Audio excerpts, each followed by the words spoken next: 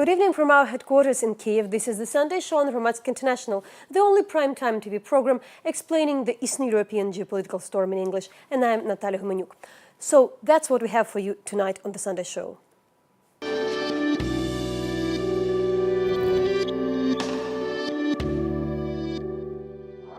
Did Ukraine freeze an investigation into ex-Trump's AD Paul Manafort? We talked to the special prosecutor dealing with the case. Is there a black market for guns in Ukraine? Our own investigation on a Frenchman sentenced in Ukraine. What are the next steps of the investigation on downing MH17 flight? Bellingcat follows up their report. The United Kingdom is putting in new rules in place. Are they aimed at stopping Russian dirty money? Bill Browder answers. Our exclusive interview with NATO Secretary General Special Representative on Women, Peace and Security.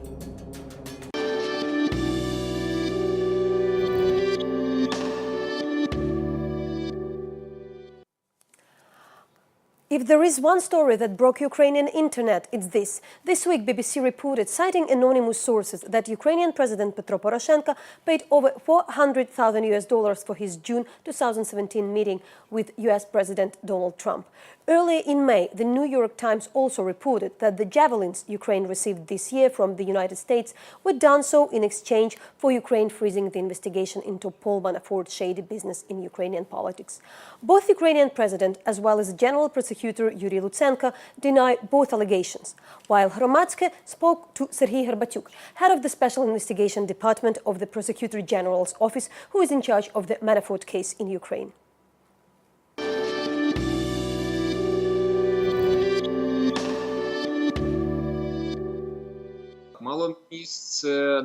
There was no direct pressure with regards to the direction of the investigation into the Manafort case. Some obstacles were created, which meant that a number of cases were not investigated for over 5 months. These obstacles were not resolved until the New York Times article came out. Only after then were the relevant orders given to our investigators to continue the investigation. This was on May the 5th. And from then on, the investigation continued. But from November 20th, it did not happen, despite our repeated statements, the memoranda, the complaints about the Prosecutor General's decisions. Therefore, the investigation was blocked. Mr. Horbatiuk, this is another question.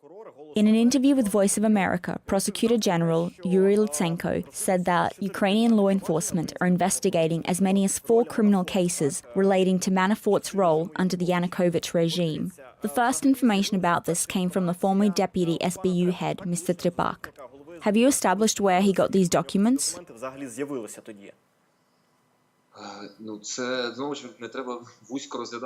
Well, again, there's no need to closely examine these documents relating to Manafort because they were handed in the so-called Black Ledger documents, which concerned large episodes of corruption from 2007 to 2012, in which there are a few thousand records, of which there were only a few records relating to individuals with personal data, like Manafort.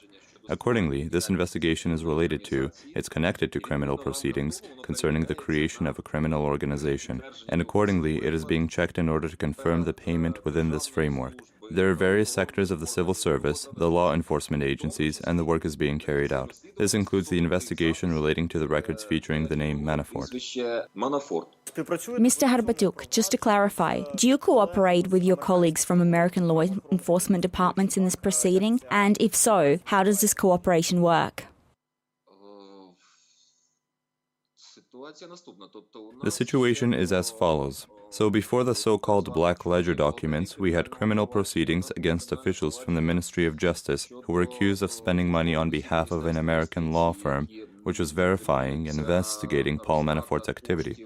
At the end of 2014 and the start of 2015, our request to question the representatives of this law firm and Paul Manafort himself was sent out. But after a long time, to this day, these requests have not been fulfilled despite numerous reminders and promises made. And only after, so only one point about providing copies of the documents was partially fulfilled. And the ones relating to questionings have not been fulfilled to this day. Now, after it was announced that Mueller's group had pressed charges and there was data there that was crossed over into our investigation, we prepared a letter, this was in March, to Mr. Mueller with a request to coordinate our work and exchange information for documents, questioning witnesses. So far, there has been no response to this letter. One more thing that I wanted to clarify. What is Manafort presented as in these criminal proceedings? Yes, it should be pointed out that to this day there are no reports about suspicions against him, as there is no information about what precisely his crime is. And the request sent to the United States of America was to question him as a witness. At the same time, an assessment of his actions can only be done after implementing the necessary complex of actions. And while carrying out criminal proceedings into the misappropriation of funds within the system of justice ministry, it's important to fulfill the requests on the American side and to question Paul Manafort, as well as the representatives from the American law firm, important to hand over the documents. Only then will we be able to talk about it and give an assessment of his actions. But at this moment, he only features as a potential witness, so as I already said, we have not questioned him yet.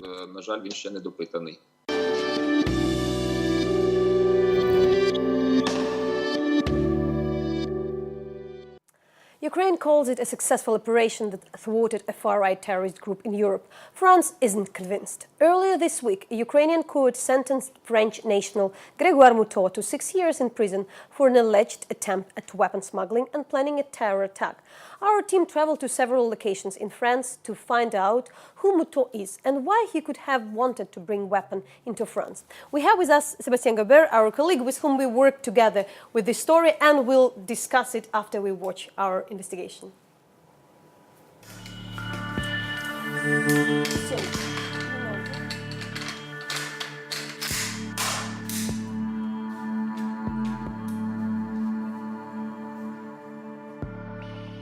This criminal story is full of mysterious links tying the European migrant crisis to the war in Donbass, French farmers to Ukrainian volunteer battalions, and including cows and Kalashnikovs. The Ukrainian security service tried to play the role of Europe's savior from far-right terrorism. But in the West, there was evidence that the nearly forgotten conflict in Ukraine's east had created a new weapons market for extremists and criminal groups.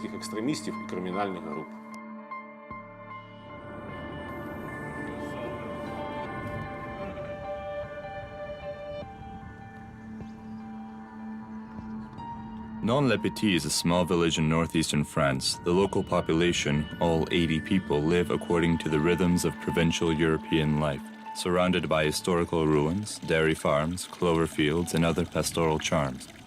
This was the home of Gregoire Moutaux, a livestock specialist who hardly stood out from his quiet neighbors until one day in May 2016 when he was arrested at the Ukrainian-Polish border for carrying a loaded machine gun.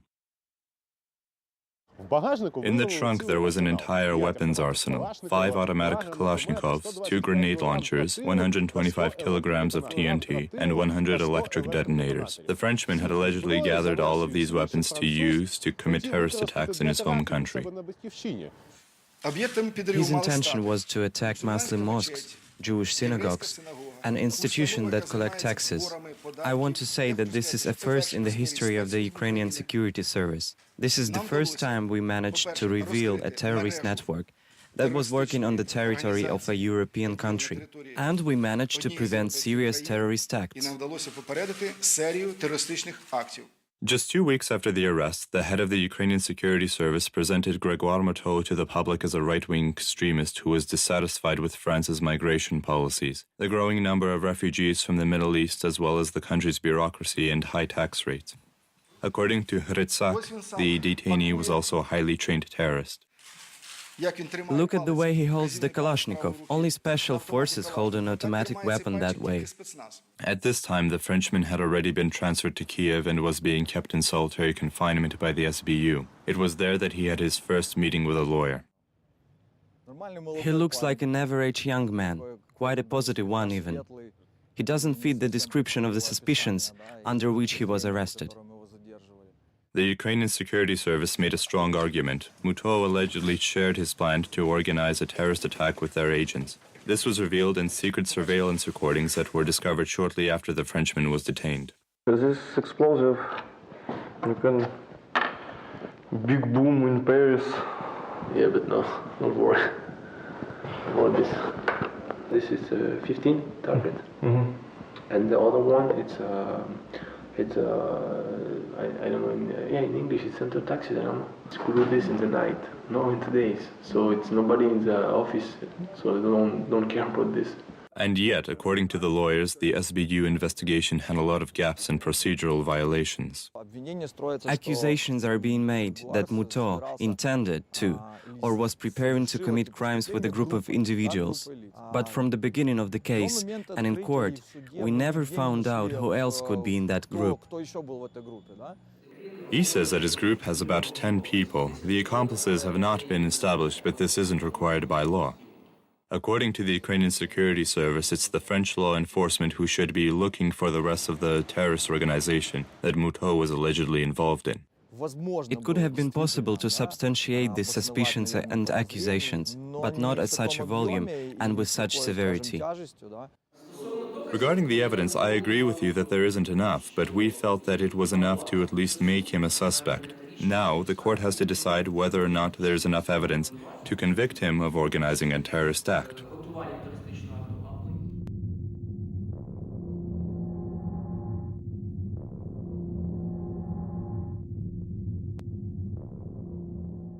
One year after the SBU finished their investigation, Hromadske traveled to France to find out what people in his home country think of Gregoire Moutaux's case. This is where Gregoire Moutaux lived before his arrest in Ukraine. Even now, the residents of Non-le-Petit are skeptical of the charges made by the SBU. He was a good guy. He helped his neighbors and didn't create problems. He was a livestock specialist. We knew his family. No one here thought he was a terrorist. There were no indications. We have nothing bad to say about him. French law enforcement, on the other hand, seems to have forgotten about Gregoire Moutaux's case already. In the end, Hromadske managed to obtain a written response from the district attorney of Nancy, François Perrin. It reads, "It should be noted that from the outset, the anti-terrorist department in Paris believed that the information provided by the Ukrainian authorities was insufficient and does not justify pursuing this case." Nevertheless, the local police searched several addresses where Moutaux lived, but didn't find any evidence of preparation for a crime. The sole piece of circumstantial evidence against Gregoire Moutaux was found at his home in Non-le-Petit.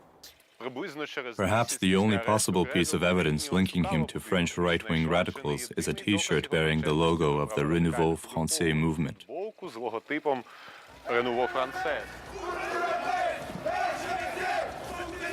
Renouveau Français, or French Renewal, is a far-right ultranationalist political party. Its members oppose the influx of immigrants, modern liberal values, and are generally opposed to France's republican system of government. The investigation into Gregoire Moutaux's connections to the far right demonstrates that he was a supporter of Renouveau Français, but was not a member of this group. The investigation also revealed that he maintained connections with one or more members of this group.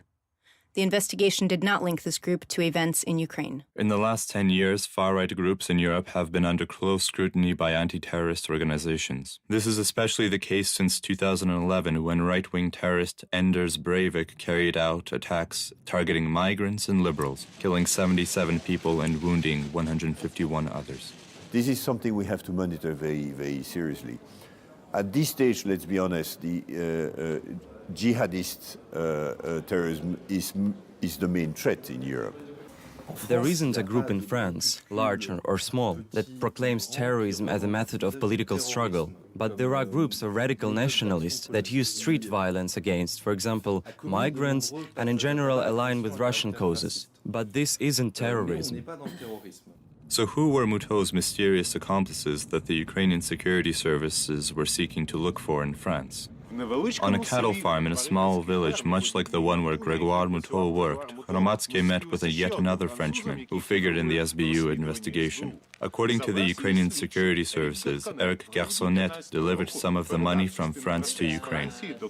Garçonnet didn't want to speak on camera, but he claims that he went to Ukraine to look for a wife and never traveled with Moutaux. What's more, he claims they were never close friends. In June 2016, the police detained and interrogated Garçonnet, at which time he confirmed that he did, at Moutaux's request, transmit an envelope of money to a third party, but denied any involvement in the arms trade or terrorism. A search of Eric Garçonnet's house didn't yield any results. Checking his mobile phones and computer didn't reveal anything useful for establishing the truth. Moreover, the investigators have established that Eric Garconnet doesn't have any connections to the far right. Based on Garconnet's recommendation, Gregoire Moutaux spent 3 weeks working on a farm owned by Michel T. and Philip L. in Ukraine. According to them, he expressed far-right views several times and eventually revealed that he was going to gather weapons for some kind of impressive action. But this is all the French authorities were able to establish in Moutaux's case. They did not find evidence of preparing for a terrorist attack or tenuous links to terrorist groups. In the end, their suspicions were reduced to possible weapons smuggling. As it turned out, local far-rightists are much more likely to be involved in the latter and not the former. There are examples of weapon smugglers that are politicized. As a rule, they have links to right-wing nationalists. They are members of some criminal groups, and this is how they make money. They do not do this for political reasons. First of all, they are criminal groups, but in some cases, they are also linked by the radical, far-right political perspective. They look for contrast in Eastern Europe, in former Yugoslavia, in the former Soviet Union, in order to buy and import weapons. These contacts are generally informal, but in general they are with arms sellers that are also linked to local far-right nationalists.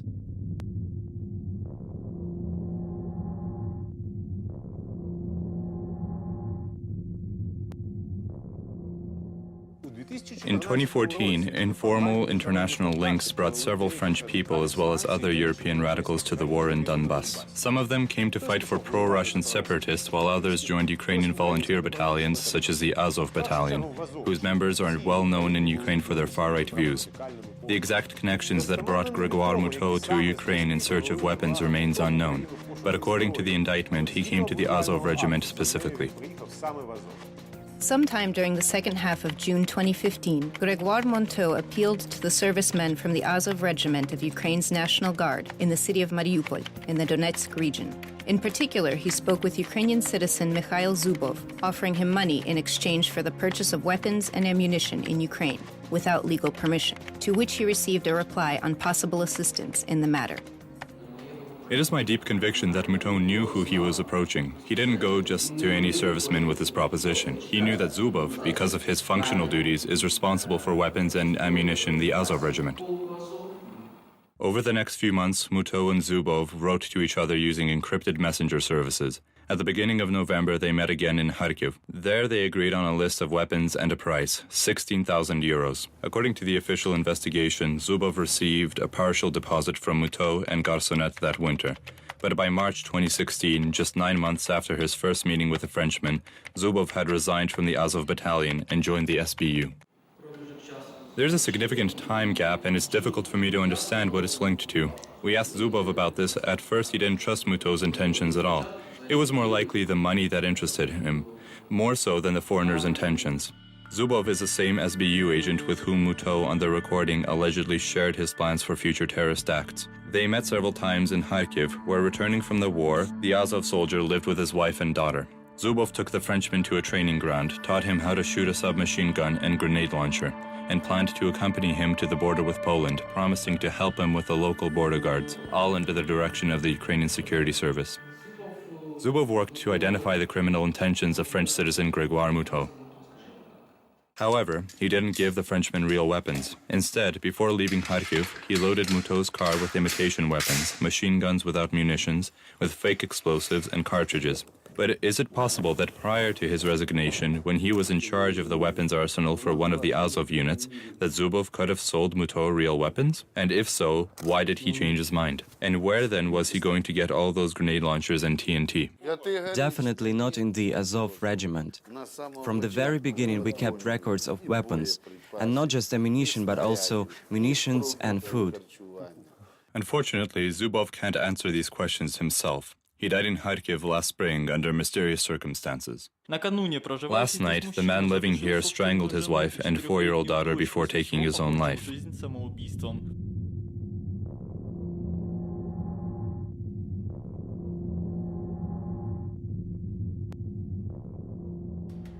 But Zubov's story isn't the only case of an Azov soldier getting involved in the arms trade. There is at least one other criminal case in which a former Azov soldier, known as Hromadske, is mentioned. In February 2017, the Ukrainian Security Service allegedly managed to buy 10 grenades from him during a procurement operation. A few days later, he fled abroad and is now on a wanted list.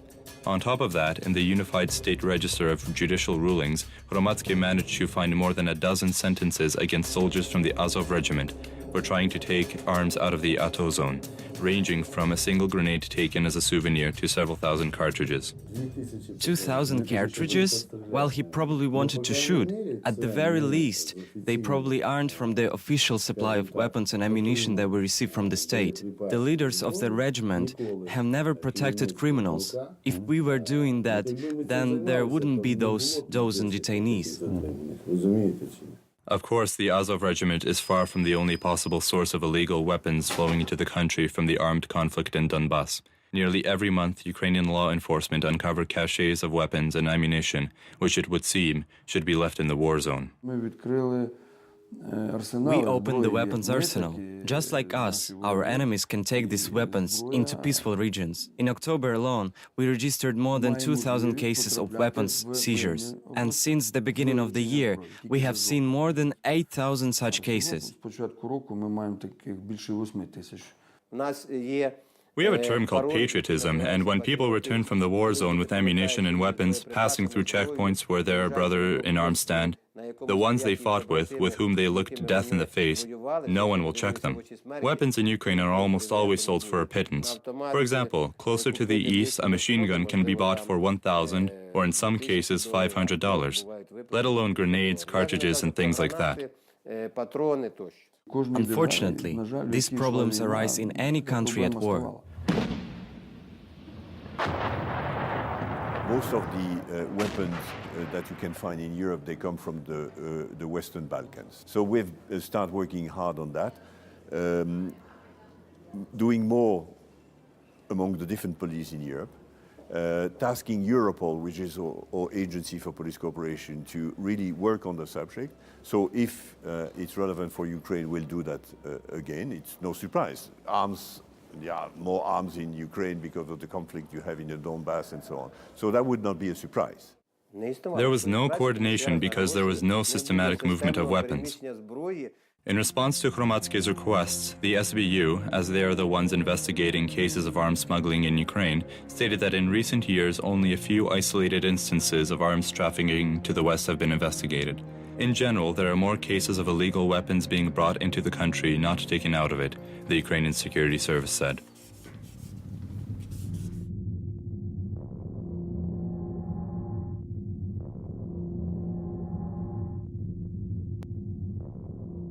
The majority of Ukrainian law enforcement officers that spoke with Hromadske admitted that Gregoire Moutaux' story is the largest attempt at smuggling Ukrainian weapons into the West that they know of since the beginning of the war. Fortunately, this attempt failed, but it is most likely not the first and not the last. Given the large numbers of objects and goods moving across the border, I think it wouldn't be hard to hide something among these items. How can we identify them? By searching every vehicle? Can you imagine how long the lines would be? The cooperation between Ukrainian and French law enforcement proved to be practically fruitless in this case. In fact, they were essentially investigating different crimes. The SBU was claiming to counter terrorism, while the French were focused on organized international arms trafficking. As a result, the investigation failed to answer key questions, such as who exactly sent the French farmer to the Ukrainian volunteer battalion, why the long-planned transaction fell through, and who was awaiting Moutaux's return home with the weapons. It would be very interesting to hear this from Moutaux himself, but unfortunately, he has yet to offer any evidence. On May 21st, the Lyubomil District Court found Gregoire Moutaux, a French national, guilty of preparing terror attacks, illegal acquisition of weapons, and attempting to smuggle them into the EU. The court found no evidence of the existence of the deeply conspiratorial terrorist organization, so they requalified Moutaux's crimes from grouped to individual. As a result, Moutaux was sentenced to 6 years imprisonment, of which, according to the Savchenko law, the Frenchman would have only to serve 3. Moutaux's new lawyer, Oleg Legutko, is planning to appeal the decision, seeking to get the charges of terrorism dropped altogether. Gregoire Moutaux himself remains silent.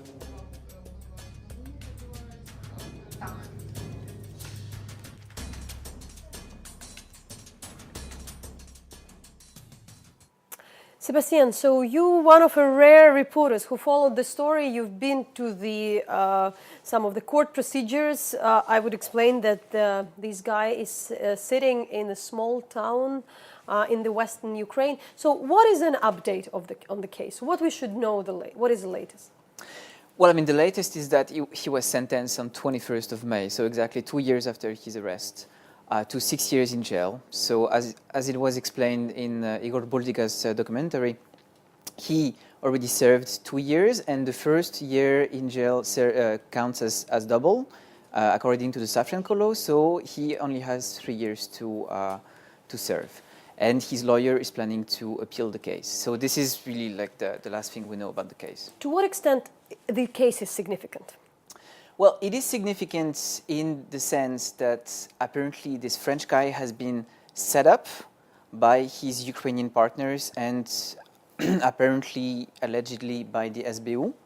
And the SBU and its chief, Vasil Krytsak, have used the Moutaux arrests to promote their action and their fight against international terrorism.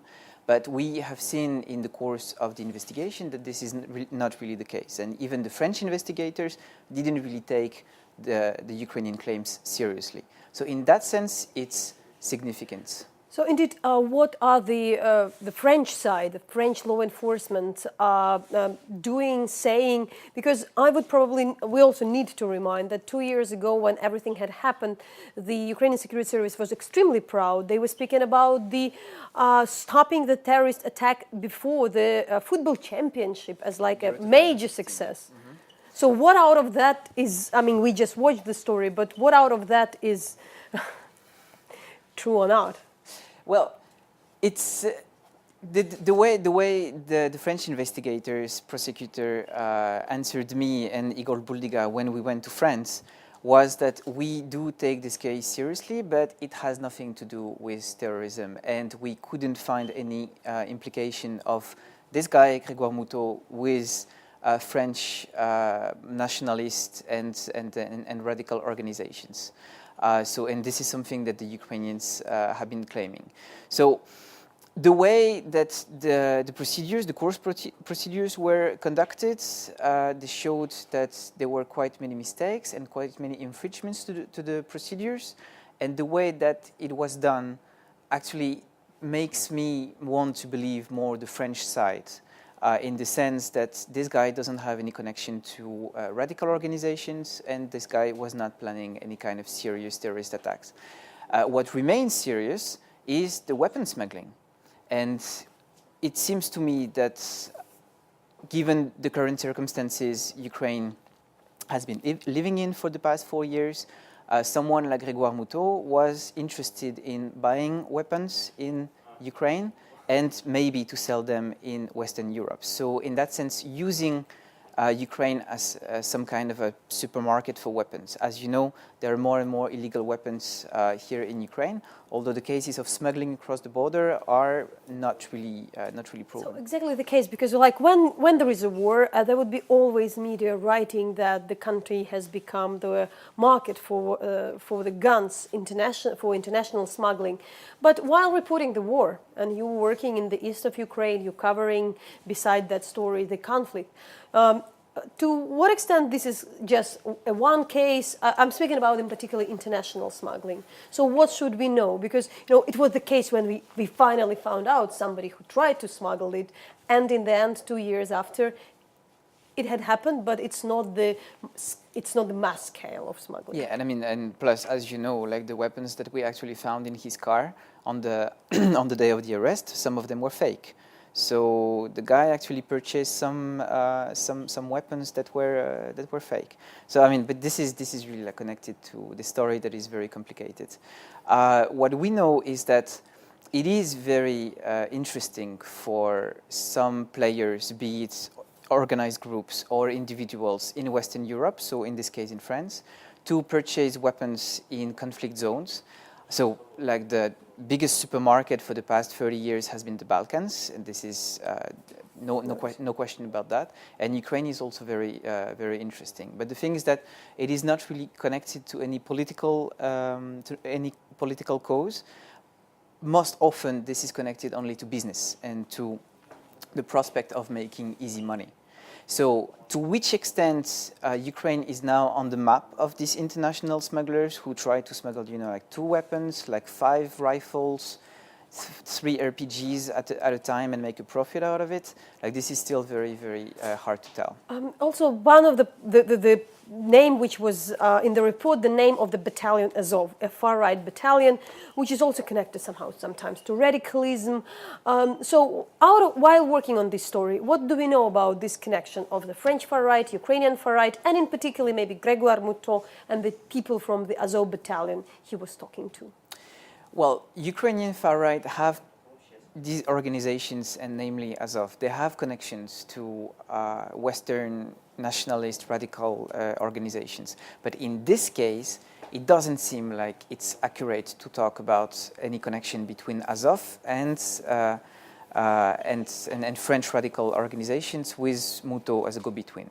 Because apparently he was really acting as a single player. The fact that Azov, the name of Azov is involved in this story is connected to the personality of Mikhail Zubov. So as we know, this guy, this man, we cannot ask him any more questions because he died back in 2016, and there are many questions that are left unanswered. But the thing is that Mikhail Zubov used to belong to Azov, but at some point he most likely decided to shift and work for the SBU. So the implication of Azov here is very much of an anecdote. Like, I wouldn't really consider it as something serious when it comes to dealing with the case. The Ukrainian Security Service is not often answering the difficult questions from the Ukrainian journalists, but you're working for the international publication. Did you manage to get some answers? No, not more than Igor Buldiga. And we traveled together. We worked together on many aspects of the story, but I didn't get any. To what extent do you think they are, the French law enforcement agents are capable to work more on that and clarify if there is some kind of a distrust to the Ukrainian side? And what the French side is doing? The case is dropped. It's buried. French investigators are not really interested in that anymore. And there is a very simple explanation for that. They couldn't find any connection to radical organizations. They couldn't prove that there was preparation for terrorist attacks, plotting. And most importantly is that Gregoire Moutaux himself doesn't want to cooperate. He doesn't want to ask to be repatriated to France. French investigators traveled to Ukraine back in 2016 and they met with him. Doesn't want to say anything. He doesn't want to talk with journalists. He hardly cooperates with his lawyers. He dismissed his lawyers 5 times. So this is a guy who really is not going to say anything, and he's not going to try to defend himself. And in that sense, French investigators, they had to drop the case. So if there are no facts, no more facts than we had in the movie, what you can say maybe about his personality then? Because maybe then we are searching for some answers. Well, when it comes to his personality, I'm also, compelled to what I know and what I've seen, which is not much. Him sitting in the courthouse doesn't tell me much about his personality. But we traveled with Igor Buldiga to France and to his hometown. And what we have learned from some of his acquaintances and local residents is that he was very, very dedicated to his work. He's in love with cows. He's very dedicated to cows, and he was interested in setting up his own farm. He was needing money. He had some previous problems with justice when it comes to brakonstvo, when it comes to illegally hunting animals in the forest, but nothing really serious. And he doesn't have any kind of connection. No one in his village suspected any connection to far-right organizations. And obviously you're into this case because you're writing for French publication, but to what extent you had a couple of these kind of cases of foreigners of other nationalities? Here in Ukraine? No, this is really the one case. this is really the one case. Yeah, so thanks a lot, Seb. So we looked at, and I think that therefore there is not enough maybe information on in some cases. We already explained everything. It's definitely the case to follow. And I'll be back in a second.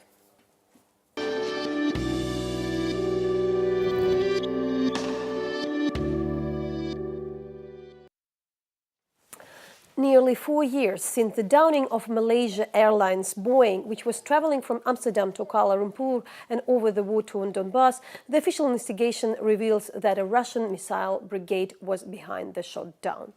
This week, investigation group Bellingcat also announced that suspect in the downing is Russian citizen and military officer Oleg Ivannikov, went by the call sign Orion.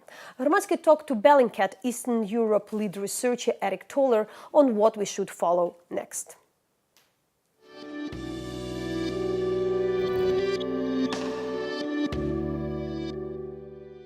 Proof that the Minister of Defense, or for example, head of General Intelligence Office, knew about book? Yes, I mean, of course they knew. I'm not sure what the highest level of awareness is. I don't know if it goes up to Shoigu or the head of the GRU or higher. But we know that Ivannikov was a very high-ranking officer of the GRU, and he was the one in charge of not of everything in the LNR, but he was a kind of like a curator in the LNR, and he worked alongside and even above Igor Plotnitsky, who at the time was Minister of Defense of the LNR. We know this because we know from separatists and Russian mercenary interviews afterwards that he even sent recommendation to Vladislav Serkov. He recommended that Plotnitsky stay as Minister of Defense, which obviously was a bad decision because he was replaced later on. So yes, I mean, obviously the GRU and FSB, and I'm sure Minobranny were all aware of the transfer of the book from the 53rd Brigade in Kursk to fighters in the DNR, and also possibly, if not likely, soldiers of the 53rd Brigade were operating the book when it shot down MH17. But that is something for the Dutch investigation to determine, not for us to determine. There is no anti-aircraft, no PVO complex, particularly complex that was transferred over to Ukraine. But we know, of course, that's not true because obviously the book was transferred over, but also the Pantsir was transferred over in Mykievka in, I think, January, February 2015, and also earlier in Donetskaya Oblast in 2014. And the Pantsir S1 is only, it has never been exported to Ukraine, and it's only used in Russia and a handful of other countries, like in Syria and so on. So unless someone drove a Pantsir from Syria or Iraq up to Ukraine, there's only one place that this Pantsir could have come from, because Buk is used in, of course, as you know, the armament of the Ukrainian armed forces, but not the Pantsir. So we know when the Minobranny or when the starting deal, I don't know who said this, about there being no anti-aircraft complex sent from Russia to Ukraine. We know that's not true just because of the Buk, but also the Pantsir.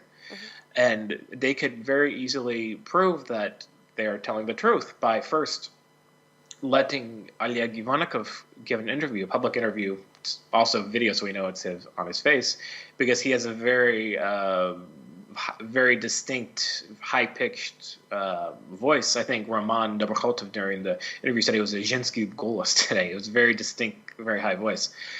They should just let him speak so we can hear his voice, so we can know for sure that he's Andrei Ivanovich Orion, as he's called by the Joint Investigation Team.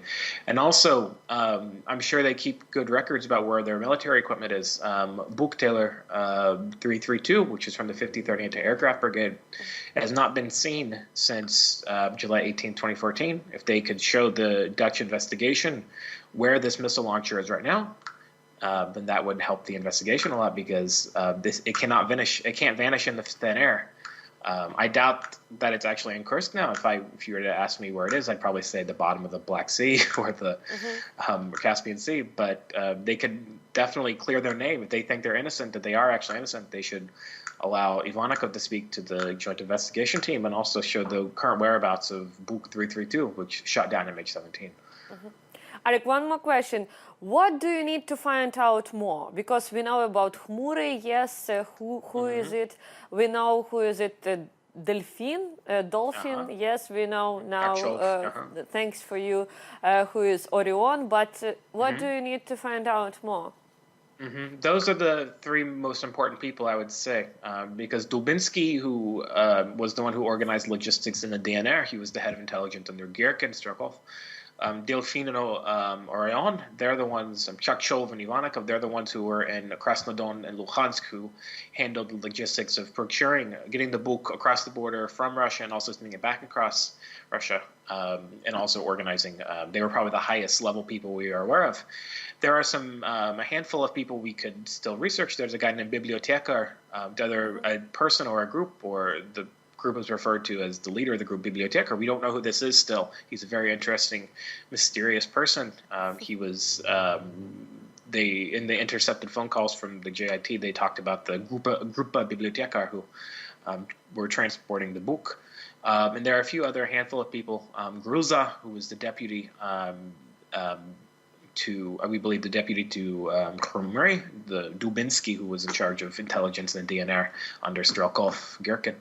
But those are things that may or may not be possible to discover from Bellingcat. But for the JIT, the true question I'm most curious about, and that I'm sure that they either already know or they are close to asserting, is who was in the cabin of the book, who was Zarulyom, who was actually in there to fire the missile. And the answer is going to either be some separatist people or who were familiar with the book, because of course there were Russians and Ukrainians who served in PVO who are familiar with how to handle the book. But probably more likely, though not 100% certain, that it was active servicemen from the 53rd Brigade from Kursk who were operating the system.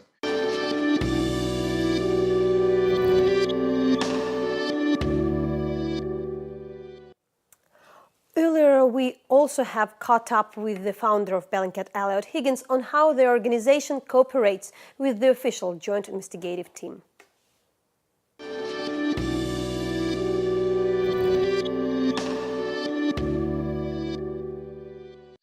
Well, what we've been doing is, as we've been doing our investigations, initially when we started off doing our investigations in 2014, we didn't realise there would be so much interest in the Joint Investigation Team. They then interviewed me as a witness to the inquiry and asked me to go through a lot of the posts we'd made following MH17.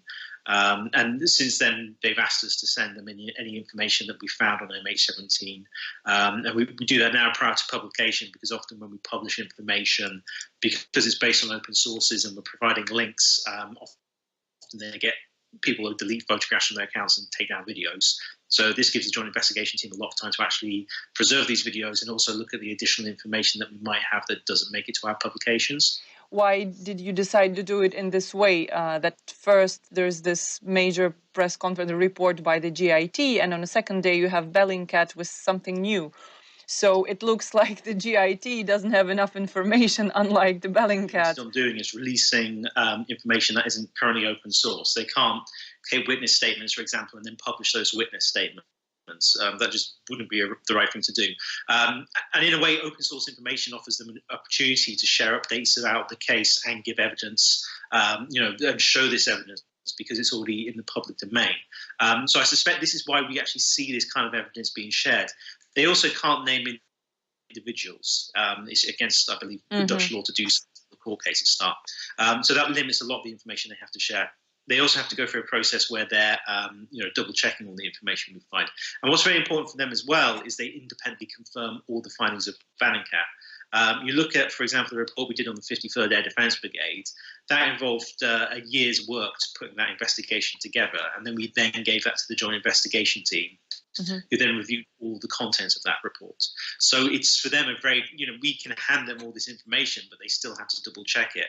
But if they're presenting information, like we've seen in today's press conference and the press conference in 2016, is because they are 100% certain this is the case, and they believe this is a case they can make in court. So when you have Russia claiming that these videos they've used today are fakes, I don't think that's going to work with a judge. I think can make Russia acknowledge obvious facts already established by the investigative team. I think one thing that's been established over the last few years with MH17 and Syria as well is Russia will just lie about anything. They'll present fake evidence. they'll do anything to kind of deceive people over what's happened. And this is something we've proven time and time again. This isn't just opinion. You can prove with actual analysis. I think the thing that will make Russia admit to something is not giving them evidence. It's things like sanctions targeted against the supporters of Vladimir Putin. And those are the things that will make Russia actually do something. Just giving facts and, doing things the kind of normal way isn't going to work. We need to, have things like the Magnitsky Act in other countries. We've actually just passed legislation in the UK to include Magnitsky regulations. The Dutch are discussing this at the moment. And this is something I think that needs to be adopted on an EU-wide level at the moment, because expecting Russia to turn up at a Dutch court to defend themselves seems rather unlikely to me.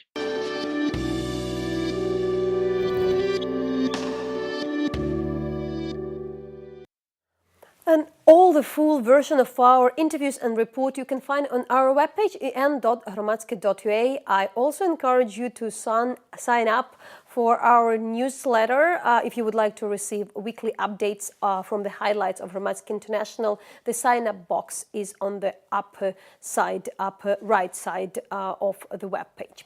As well, our team is working for you 24/7 on Twitter and Facebook. There are way more stories there. Search Hromadske International, and I'll be back in a second.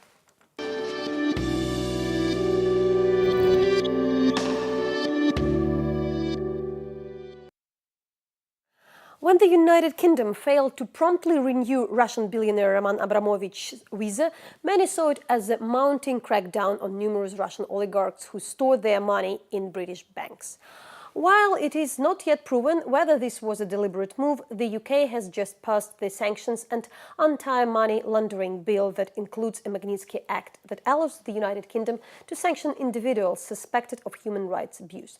Days before the law was passed, Hromadske talked to Bill Browder. I talked to Bill Browder myself, and he's a businessman and the driving force behind the 2012 Magnitsky Act in the United States.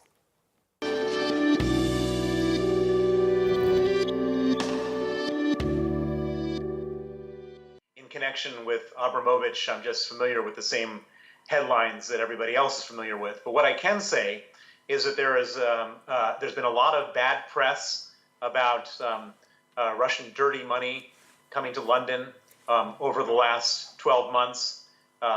There's been a lot of concern and fear about Putin's bad activities around the world, and that has heightened very dramatically with the poisoning of Skripal in Salisbury. And it's now come to a head, which is that the Prime Minister has said very clearly that they're going to have a close look at all the Russian oligarchs in London. And so it wouldn't be unreasonable to assume that some people start losing their visas. And we don't know whether Abramovich is one of those, but based on when there's smoke, there's fire. And so there's good reason to suspect that he may be one of the people in this category. Bill, there were UK government warning that they might also use anti-money laundering legislation to go after the Russian business in the United Kingdom. What do we know and what is changing in the United Kingdom? Canada, the US, Latvia, Lithuania, Estonia, and Gibraltar, and having a Magnitsky Act. It's particularly relevant here in the UK because this is where every self-respecting Russian gangster, Russian corrupt official, and Russian oligarch has a home, sends their kids to school, and has an ambition, if it all goes wrong in Russia, to get away to. And so London, well, they're just starting to understand it. The British government has huge leverage here based on the attractiveness of London as the destination of choice.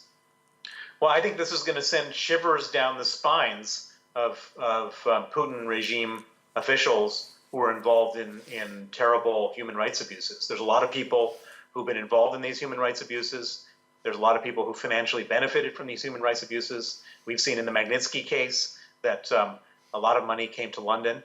And I think everybody is going to be panicking and wondering if they're safe, if their property is safe, they'll be able to travel here. And I think that will very much upset these people. You can't imagine the arrogance of the people connected to Vladimir Putin They thought they could do everything and anything, and they thought everybody was bribable, and they thought every place was corrupt, and they could just keep their money safely abroad. And all of a sudden, these enormously wealthy, enormously arrogant people are finding that no, the civilized world is going to start closing down on them, and that's going to happen here for sure. But in the meantime, we're going to try to get the first Magnitsky list put together, which will hopefully be an EU Magnitsky list initiated by Britain, which will replicate the same Magnitsky list which took place in the United States and in Canada. In terms of other tools that the British government can use against crooked Russian businessmen and oligarchs and officials, there's another very, very valuable legal tool which became a law a year ago, which is called the Unexplained Wealth Orders. And the Unexplained Wealth Orders basically says, if you have a lot of money and you appear to be crooked, that you then have to explain to the UK authorities why the money you have is honest. In other words, it reverses the burden of proof. Normally in the past, the government had to prove that it was dishonest, which is very hard to do. But now you have to say, this money is honest, here are the receipts, here's the contracts, here's the information. And this puts a lot of corrupt Russians in a very awkward position because, of course, they can't prove their money is honest. Today is already the second week since one of the Ukrainian prisoners, political prisoners in Russia, Oleg Sentsov, is on the hunger strike.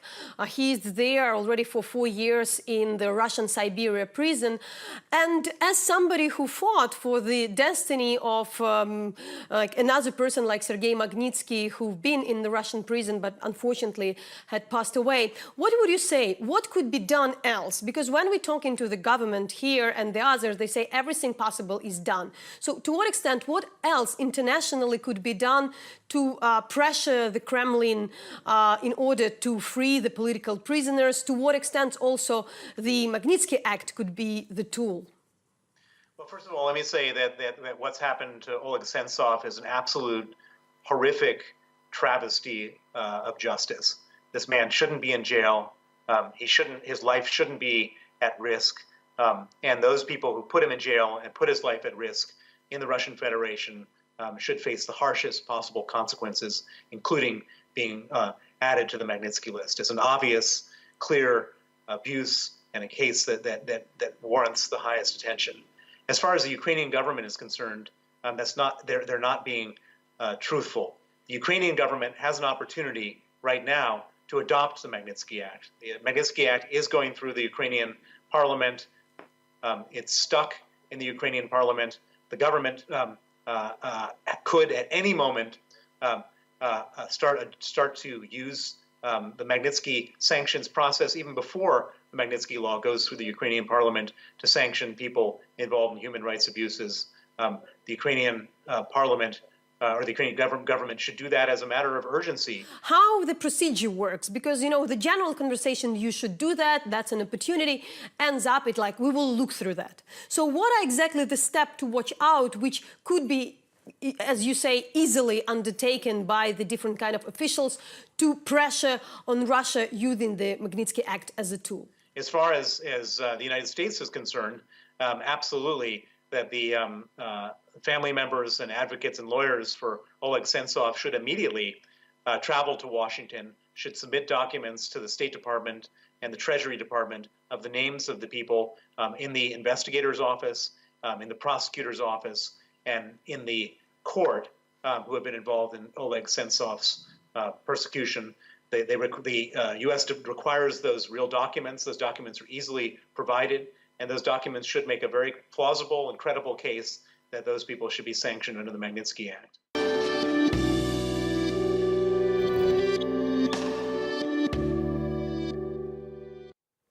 After speaking with Bill Browder, Hromadske had approached the chairman of the Ukrainian parliament and corresponding MPs.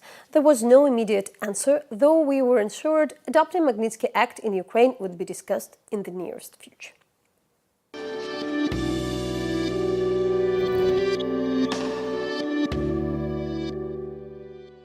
According According to the Ministry of Defense, there are currently more than 50,000 women in Ukrainian's army. Since the start of the Russian-led conflict in eastern Ukraine, they have played a key role in the battle for Ukraine's sovereignty. We earlier spoke to Claire Hutchinson, who is the NATO Secretary General Special Representative for Women, Peace and Security. It was her first trip into Ukraine, and we discussed what is the effect of war on women and generally on the whole population.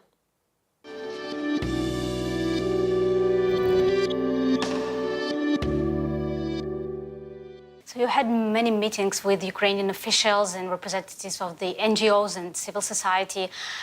So what are your impressions that you had after these meetings about the role of women and the position of women, both in military and also in conflict, as it is very actual for Ukraine?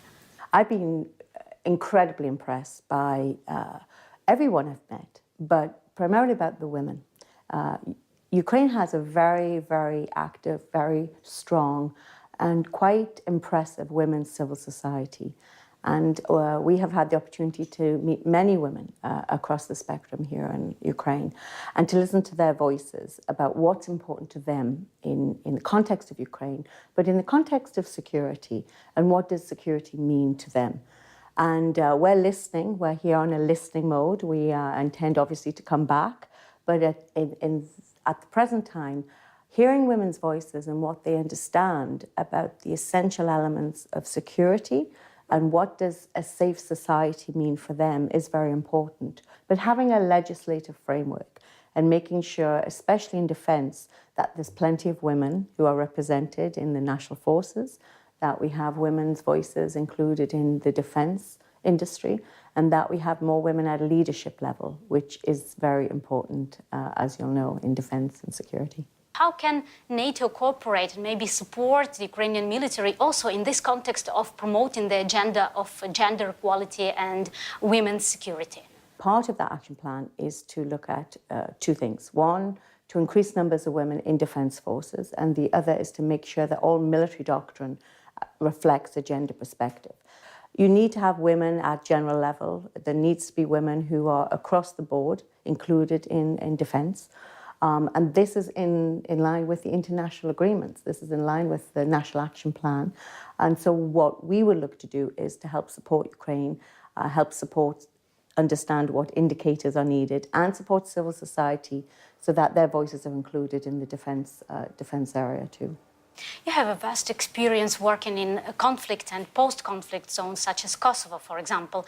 So from your experience, what can Ukraine now in the situation of conflict that is still ongoing in Donbass do to protect women and kids who are there in the area of the conflict?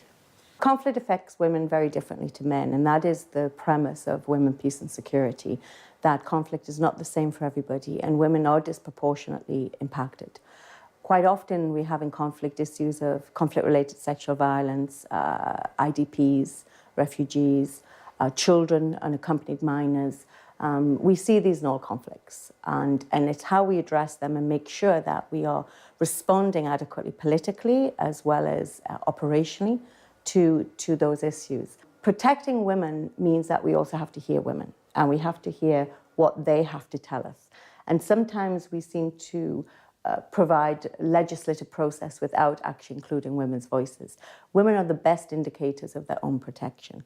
So women will suffer trauma of war very differently to men.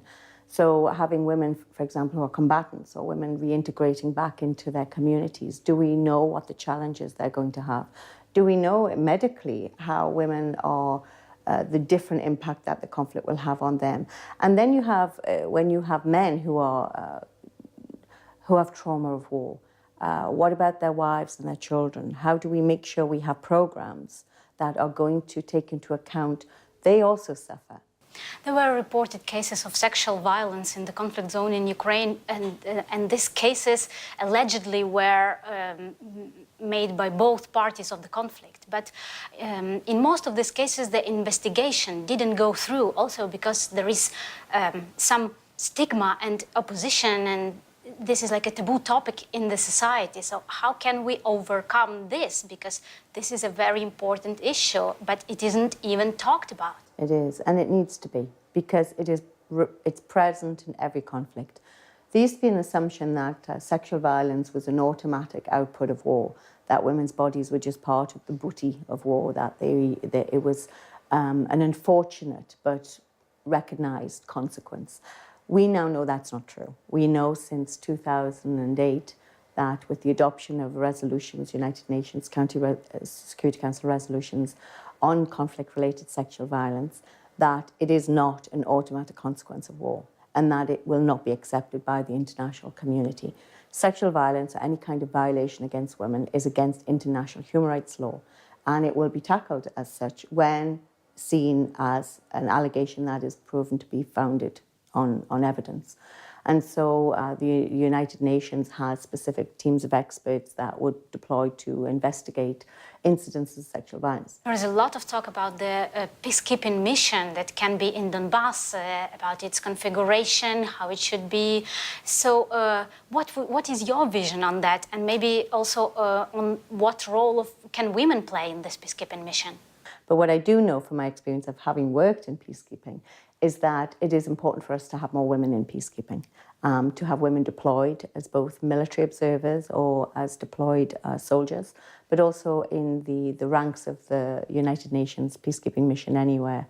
A lot of the experience that I had from peacekeeping I'm bringing with me to NATO.